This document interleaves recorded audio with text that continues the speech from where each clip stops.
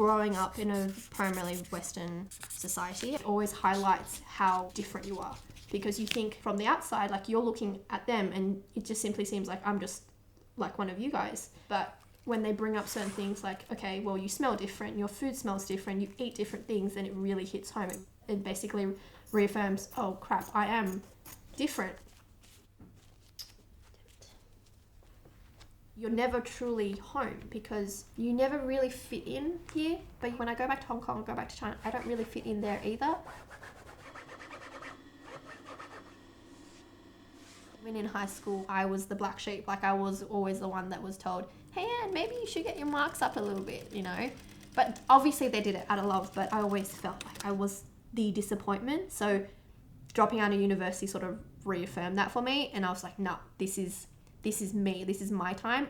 I'm not the black sheep, I am not the disappointment. I can make something of my life.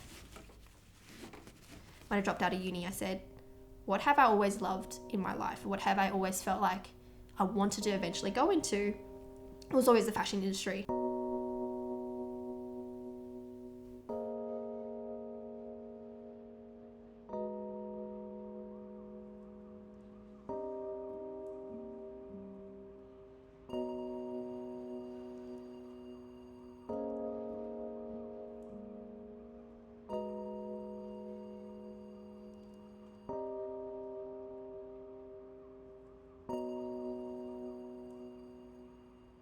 My train of thought when it came to adding graffiti and the whole street element, I guess you could say, you know, played into me being that black sheep, me being rebellious. But there's also a lot of interplay of it saying no graffiti. So there's that whole irony.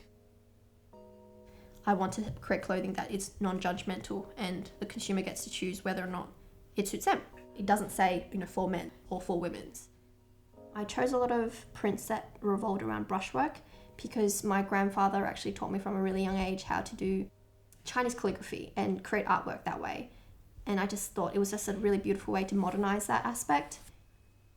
It's such a hard balance going from Western culture and also Eastern culture, and also paying homage to my Eastern culture, like my Chinese culture specifically, and also being understanding of that, but also appreciating and saying, look, I am from both. That's where the idea of balance contradiction came from.